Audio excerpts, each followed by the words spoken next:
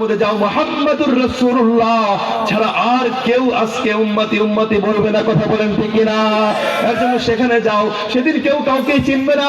এর জন্যই বলতেছে ওগো স্বামী, সেদিন যদি আমি এখন যদি আপনাকে না দেখি ওই মুসিবতের ময়দানে আমি আপনাকে চিনবো কিভাবে? আল্লাহু আকবার বলেন। কোনো প্রেমের আলাপের জন্য ডাকছি না, মুহাব্বতের জন্য ডাকছি না, প্রেমের কথা শোনানোর জন্য ডাকছি না, বরং ওই দিন যেন চিনতে পারি এর জন্য ডাকছি।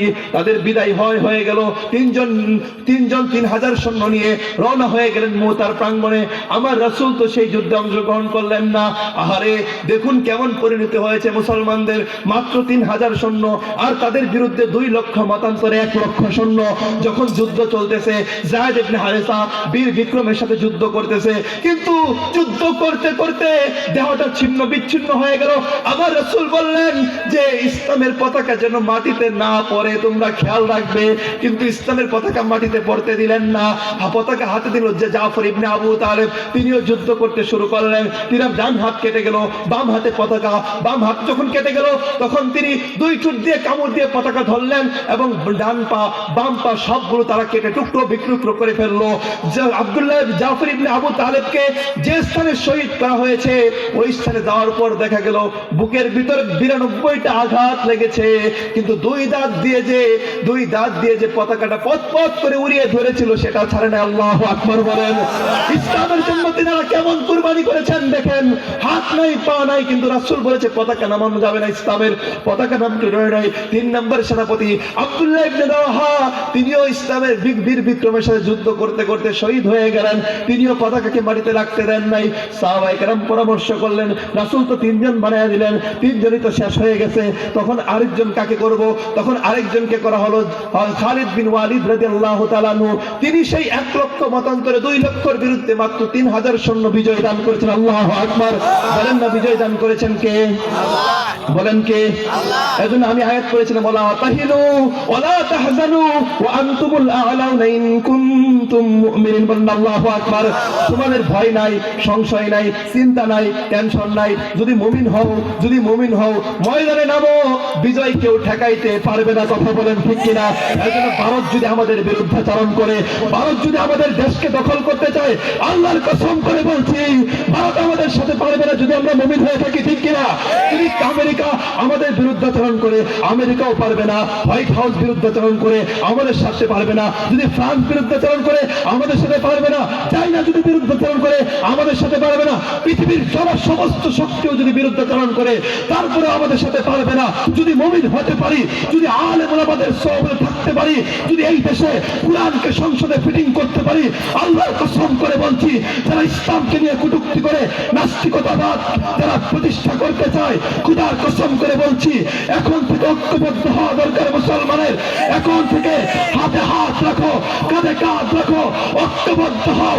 এই দেশে যারা আল্লাহকে নিয়ে কটূক্তি করবে, মুহাম্মদুর রাসূলকে নিয়ে কটূক্তি করবে, পয়গাম নাও, শপথ নাও, আল্লাহ দেওয়া থেকে আলাদা করে দেওয়া হবে, কথা বলেন ঠিক কিনা?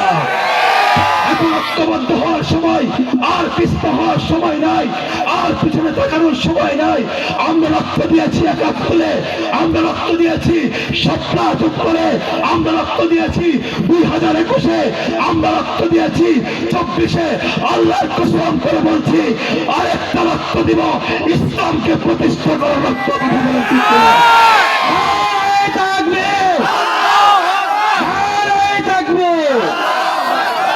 আমার রাসূল যে স্বপ্ন দেখেছিলেন, সাহাবায়ে কেরাম যে স্বপ্ন দেখেছিলেন, সেই স্বপ্ন বাস্তবায়ন করতে যদি মরতে হয়, যদি জীবন দিতে হয়, কাফনের কাপড় পরে ময়দানে নামতে হয়, কে আছো যুবক ময়দানে নেমে যাবে, আল্লাহর জমিনে আল্লাহর দ্বীনকে প্রতিষ্ঠা করবে, প্রয়োজনে নিজের মায়ের কোল খালি করবে, নিজের সন্তানকে এতিম বানাবে, নিজের স্ত্রীকে বিধবা করবে, কিন্তু ইসলামের সাথে কোনো আপোষ চলবে না, কথা বলেন ঠিক কিনা? আমার দেশে ইসলামকে যারা মুছে দিতে চায়, কুরআনকে যারা মুছে দিতে চায়, কুরআনকে যারা লাথি মেরে মুসলমানদের হৃদয়ে আগুন ধরিয়ে দিতে চায়, আল্লাহর কসম করে বলছি সামনের সংসদ কুরআনের সংসদ, কথা বলেন ঠিক কিনা? যারা বাধা দিবে তাদেরকে বাধা দেওয়া হবে। 24-এ তোমরা ছাত্র জনতা, তোমাদেরকে বলছি 24-এ তোমরা বীর বিক্রমের পরিচয় দিয়েছ, তোমরা দেখিয়েছ কিভাবে ফ্যাসিবাদকে দূর করতে হয়, তোমরা দেখিয়েছো কিভাবে জালিমকে মসনদের জালিমের মসনদ থেকে টেনে হেসে নামাতে হয়। আল্লাহর কসম, আরেকটা বার শপথ নাও, যুবক যারা আছো কাঁধে কাঁধ মিলাও, হাতে হাত রাখো, ঐক্যবদ্ধ হও, প্রত্যেকটা মাদ্রাসাকে ইসলামের কেন্দ্র বানাও, মসজিদকে ইসলামের কেন্দ্র বানাও, ইসলাম বুঝো, ইসলাম মানো। আল্লাহর কসম করে বলছি, তোমাদেরকে ইন্ডিয়া ভয় দেখাতে পারবে না, আমেরিকা ভয় দেখাতে পারবে না। কসম করে বলছি, ইন্ডিয়ার দিল্লিতে কালেমার পতাকা উড়বে, হোয়াইট হাউসে কালেমার পতাকা উড়বে, ফ্রান্সে কালেমার পতাকা উড়বে, প্রত্যেকটা জায়গায় তোমাদের মাধ্যমে উড়বে। এই পয়গাম যদি মানো, খোদার কসম তোমাদেরকে কেউ পিছপা করতে দেবে না। কথা বলেন ঠিক কিনা? এই জন্য আল কোরআন যেখানে, সুন্নাহ যেখানে, আমরা আছি সেখানে। কথা বলেন ঠিক কিনা? হুজুর চলে এসেছেন, এর জন্য সমস্ত কিছু বাদ দিয়ে ঐক্যবদ্ধ হয়ে আমাদেরকে একসাথে চলতে রাজি আছি। তো আমি একটা সঙ্গীতের মাধ্যমে শেষ করে দিচ্ছি। কি হবে বেঁচে থেকে